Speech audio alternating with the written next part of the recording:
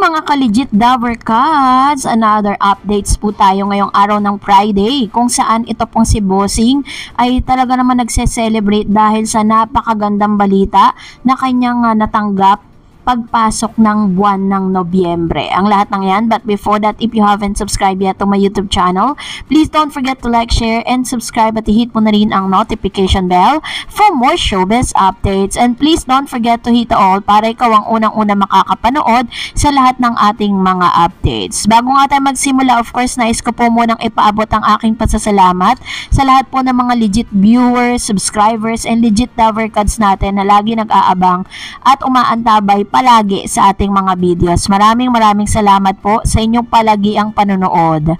At ngayong araw, bago tayo magsimula, panoorin muna natin ang bidyong ito. I'm still busy, Vic. May Menja I finalized pa ako sa catering today. Nang in-announce nitong si Bossing at ng ilan sa mga legit Daver Cats natin dito sa EAT ang napakagandang good news para po bukas nagaganapin dahil this is gonna be the first ever birthday celebration of Miss Atasha Mulak at sinabi nila na hindi lang si Nani Nina ang darating, malamang din dyan si Mami Josie dahil birthday ni Atasha. At the same time may +1 pa sila. Yung +1 ngayon, yun po yung ilan sa mga nakabinbin ngayon. Sino ba yung +1? Kasi meron po kasi inilabas itong si Miss Atasha Mulak na isang video clip na parang may iniimbitahan siya sa EAT studio at hindi po siya boy kasi marami pong nagsasabi na maaaring yun daw yung kakambal nitong si Miss Atasha Mulak na si Mr. Andres Mulak na raw ilalabas na sa EAT. Pero wala pa kasi, parang alam nyo naman ang EAT, diba? Alam nyo naman ang TBJ production, full of surprise. So ayaw muna nating ayaw muna nating parang masira kung ano man po yung pinaplano ng EAT na talaga magpapasaya sa lahat, no? Kung si Jimmy Santos ginulat tayo at pinaiyak tayo, possible na paiyakin na naman tayo this coming Saturday. Kasi sabi may +1 Marami mga vloggers din ang nagsasabi na maaaring si Miss Ruby Rodriguez daw ito. Pwede rin, 'di ba? Kasi parang pwede naman siya mag-guest and then guest lang and then babalik na po siya ng ibang bansa kasi nandun na talaga yung buhay niya. Ang ganda na po ng work niya doon at settled na po talaga si Miss Ruby Rodriguez sa ibang bansa. Pero aside from that, sobrang nagse-celebrate nga itong si Bossing, bukod kasi sa napakarami pong good news na dumating sa kanila pagpasok po ng taong 2023, matapos silang umalis dun sa sumpa, doon po sa dati nilang amo, dati nilang producer, but ngayon tuloy-tuloy po yung kanilang blessing na dumarating sa kanila.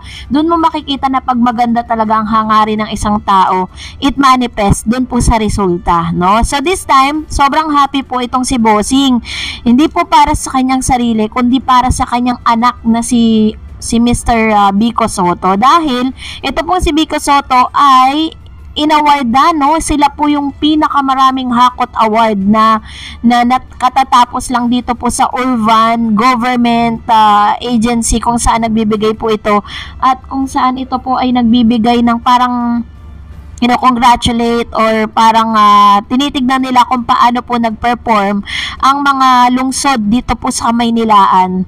At isa ang Pasig sa pinakamaraming hakot awards. So, tingnan, awards ng Pasig mula sa Urban Governance Exemplar Awards. So, ganito karami yun, Sabi po ng online news na nakatanggap ng 8 parangal ang pamahalaang lungsod ng Pasig mula sa Department of Interior and Local Government, National Capital Region sa ginanap na 2022 Urban Governance Exemplifier Awards ngayong araw ng October.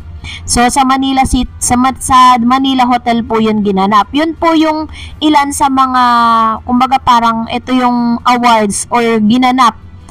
Ito yung mga awards na nakuha po ng Pasig doon po sa nagdaang taon kasi parang nire-rate sila for the year 2022 tapos i-award sila ng year 2023. Iginawad ang mga sumusunod na parangal sa pamahalaang lungsod ng Pasig kung saan mayor ang anak po ni Bossing Vic Sotto na si Vico Sotto. Una, ang kanyang award is nakareceive siya ng Functional Peace and Order Council, Moderate Function Anti-Drugs Abuse Council, Ideal Level Functionality Local Committee on Trafficking and Violence Against Women and Their Children, Child-Friendly Local Governance 2019, and then fourth place 2022, Lupong Tagapamayapa, no Incentive Awards, Barangay de la Paz.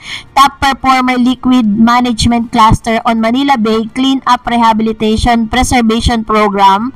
Top Performer Information, Education, and Communication Institutional Arrangement Cluster on MBC RPP. Overall highly compliant on MBC RPP, one of the top awardees, 91.63%. Layunin ng Urban Government's Exemplar Awards na formal na kilalanin ang exemplar efforts, contribution, at accomplishment ng mga lokal na pamahalaan sa NCR sa iba't ibang regional assessment, validation, at programs. Para tanggapin ang mga parangal sa ngalan ni Mayor Vico Soto, pinangunahan ni City Planning and Development Coordinator Priscilla Mejilano ang delegasyon ng pambansang lungsod ng Pasig, kasama si Pasig DILG Field Director Visitasyon Martinez at iba pang kinatawan ng iba't ibang opisina sa lungsod ng Pasig. Ang award na ito ay patunay ng commitment ng pamahalang lungsod ng Pasig tungo sa matino, mahusay at maasahan na lokal ng pamahalaan para sa Pasigueño. #umaagos ang pag-asa. So sobrang happy po si Bossing kasi nakita natin na talagang matino ang government ng Pasig. Napakasarap pong lumipat ng Pasig. Parang ang sarap doon kasi ang ganda po ng paano po niya pinapamahalaan. So congratulations Mayor Vico Soto. And now let's go back dito po sa ating po mga komento patungkol sa last update natin kasi tungkol to sa issue kung saan ito po yung pagbaba ng isang araw lang ng rating po ng EAT. Basahin natin to. Sabi ni user, wala siyang name, basihan nyo yung views sa FBYT. Kung aabot ng 2,000 ang views, yun sa mga ratings, mekus hokus yan. Nakikita nyo ba paano nila i-rate ang show? Bulag lang kung di makikita ang mga views. Pero hindi nga natin alam paano nila ginagawa yun diba? So, bahala na sila. Sabi naman po ni Edita Castelvi, imposibleng mataasan nilang EAT. May something na nangyayari dyan, which is tama po. Yun pong something na yun, alam naman natin na kung may ginagawa silang hindi maganda, aanihin po nila yun. Nakita naman natin, 'di ba? Kapag po hindi ka fair sa mga ginagawa mo, laging may balik, no? Nakikita nyo naman po yung nagiging resulta. And Joseph Santos also said, kung totoo man na nalamangan ng tape ang EAT, wala namang problema dun kasi October 30 is an election day. Yan mostly nasa school, bumoboto o nagbabantay. Kaya konti lang ang manonood sa TV. Tama. Yun naman po yung sabi ko sa inyo, diba? Sobrang busy ng mga tao nun. Pero kung makikita nyo po yung mga replays ng EAT, sobrang tataas. Kasi most of the time, lahat po ng mga legit Dover cards ay bumoto at talagang mas pinanood yung replay. Sabi ni Lipster Fernandez, wag po tayo maghihintay, talunan tayo ng tape kasi kaming legit, ayaw namin na malamangan ng tape kasi baka magsunod-sunod, mahirap mabigyan ng chance ang kalaban. Doon tayo sa sure win. Tama naman, 'di ba? So kailangan lagi tayo mapagbantay. And at the same time, supportahan lang natin ang EAT. And that's it for today. For more videos and updates, please don't forget to like and subscribe, and please follow me on my Facebook page, Dar Eds TV. God bless everyone.